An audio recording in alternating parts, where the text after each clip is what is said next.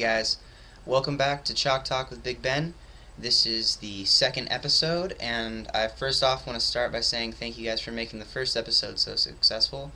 I started with, I think, 3 questions at that initial episode, and now I got something like 13 or 14 good questions that I'm going to be answering this week.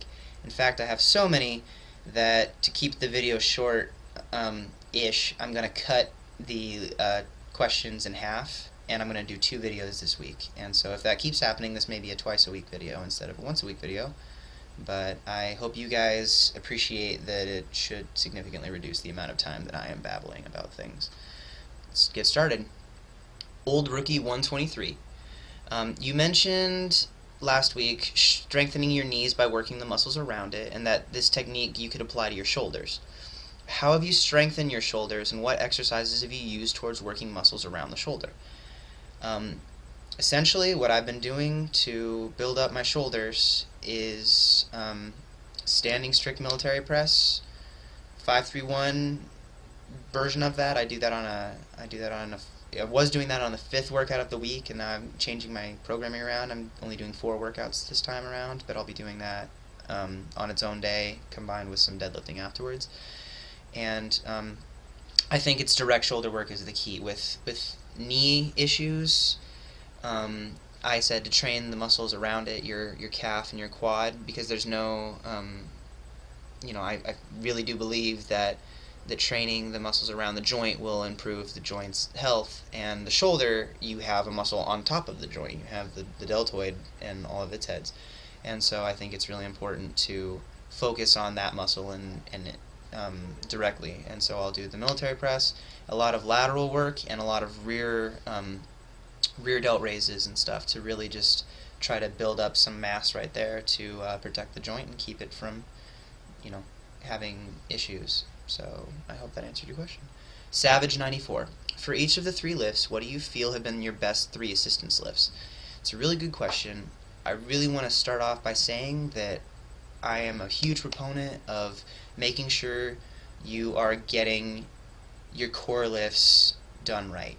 I think assistance lifts should really be used just to assist those lifts. If, make sure that you're squatting, benching, deadlifting, enough that you're getting those movements, and everything else is kind of fluff if you're a powerlifter. Everything else is supposed to help that. If it doesn't make you better at one of those 3 lifts, you don't really have room for it in your program if you're pressed for time or anything. That being said, I'll start off with the deadlift because that's kind of my favorite. And my top 3, first off, would be the stiff leg dead. I've been running those for years, standing on a plate or something, and anywhere from 3 to like 10 reps, usually without a belt. I really think that builds a lot of hamstring strength, builds your lower back like crazy if you do them like I like to do them, and I think that's really good for your grip as well. I would say that hip thrusts, I don't do very many of them anymore, but I used to, and I really think those help a lot with your lockout. And then the third one would be either front squats or Olympic squats, actually. And people say, what do you mean front squats? Isn't that working your quads? How is that going to help your deadlift? If you've ever done heavy front squats, I think it's pretty safe to say that you feel a lot more of it up in your upper back when you're holding that front rack position than at least for me, than I do on my legs. I've front squatted 405 and barely even felt it in my legs, but my upper back and my core were just dying from trying to hold that up there. So I think that's a really good lift as an accessory to that. For the bench press, strict military press, definitely big on that. I think that for a raw bencher, your shoulder strength is paramount to being able to start that bar off you. Even for a shirted bencher, having weak shoulders isn't going to hurt you. I mean, having strong shoulders isn't going to hurt you, but having weak shoulders might. I like a lot of close grip pressing. My actual bench press routine is always close grip, and then I move it out a little bit for a contest. I just feel like I get a lot more work that way. And then anything direct tricep work. Dips are great. Just build up those triceps, because that's if you're benching like a powerlifter and you're keeping everything tight and you're getting that good press going, your triceps are what's doing that. Don't neglect your upper back though, because that's keeping tight on a bench is really important with your upper back. For squatting, narrow, close stance squatting would be. I like to add those into my normal my normal squat work. Like I hit my wider stance, which is my competition stance, and then I hit like high bar squats in the same workout sometimes, and I think it's really makes my regular squatting feel easier. Same thing with pin squats, or bottom pausing squats, I guess, where you take the bar out and you squat, and you have either the pins set and you hit the pins, and then you squat it. That takes any kind of stretch reflex out of the lift and makes it just so much harder. Um, Leg pressing, single leg and both legs, I think that's huge. And then both GHR, glute ham raises, and reverse hypers. Anytime that you can work the same chain of muscles that you use in your squats and your deadlifts without having a bar on your back or in your hands, anything compressing your spine, it really is something you should look into. It just gives your body a chance to get stronger without necessarily breaking it down quite as much. The next two questions, Mr. Dead and Shukin both had very similar questions, so I have combined them. Mr. Dead says, what's your favorite method for getting in the zone for a big lift? And then Shukin says, combined with Mr. Dead's question, I notice you have a routine or ritual, if you will, that you go through before each lift. Would you mind explaining the symbolism and meaning behind it? Okay. Definitely anybody who's ever seen me lift knows that I do have some rituals or some tics that I do before I lift a big weight. For me, it's not so much to get psyched up, it's actually more to get calmed down. I'm excited when I go to lift something big, especially like a max weight or a max rep, anything that I know is like my big set for the day. I get kind of antsy about it, and so I take a little bit of time beforehand. I have these rituals that I want to make sure I'm engaging certain things, something I stole from my buddy Ben Seath. When he's about to bench, I do this now too, so I'll kind of flare my arms back a little bit and really feel that I'm engaging my lats, and it reminds me to use them when I'm benching, which sometimes I forget. Or when my hands are above me when I'm deadlift, right before a big deadlift, and I go through this kind of breathing.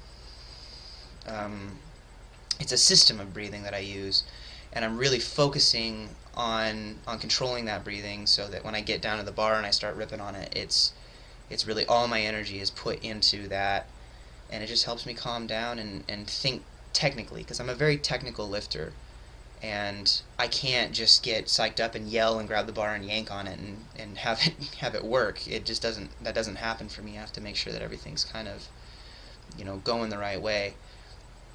And so that's why I do the rituals. It's not to be showy or anything. If anything, it's a little embarrassing that it takes me so long to get ready for a deadlift, but it works for me, and I've tried to take them out, and I definitely have a harder time getting in the right mental place to perform the lift if I take those out. So at least for now, those are kind of sticking around with me.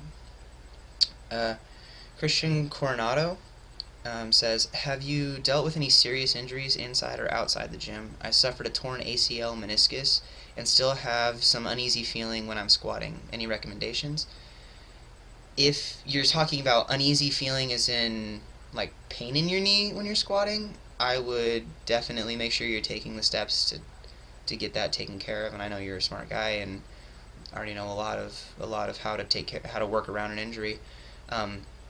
For something particular like a knee sleeves or knee wraps, there is no prize for being the bravest powerlifter who doesn't use knee sleeves or knee wraps, because if they're allowed in your federation, there's no reason not to use them in your training, because you're going to when you compete, and especially if you have an injury. So make sure that you're taking care of yourself to the best of your ability.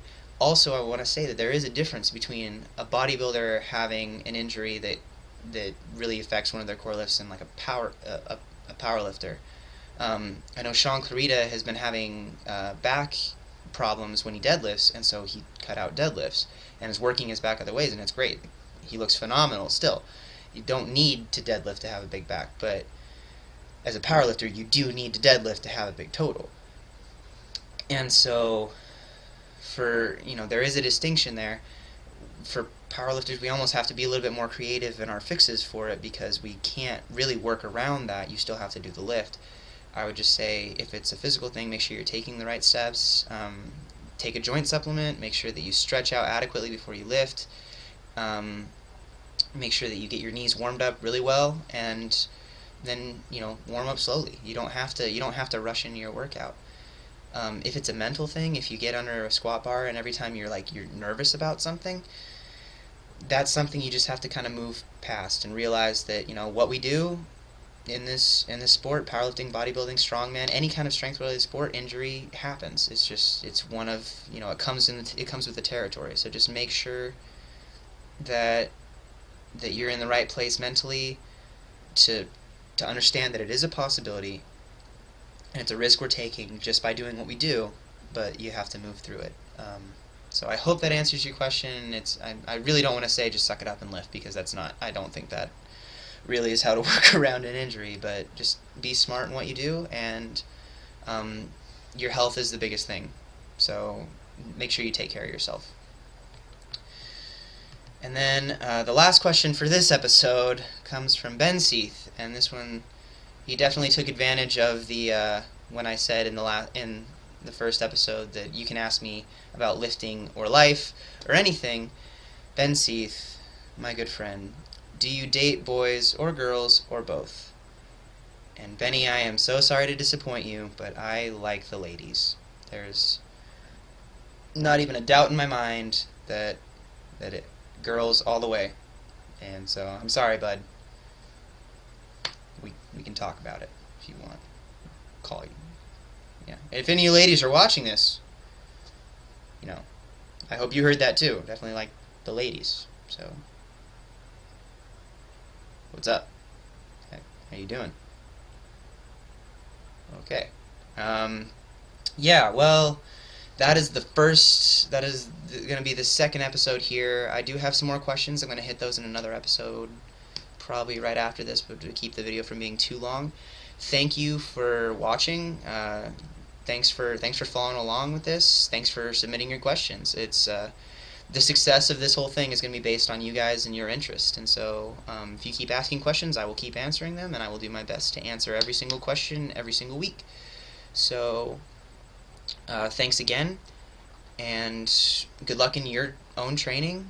Train hard, train smart, and keep up the good work, guys. I will see you soon.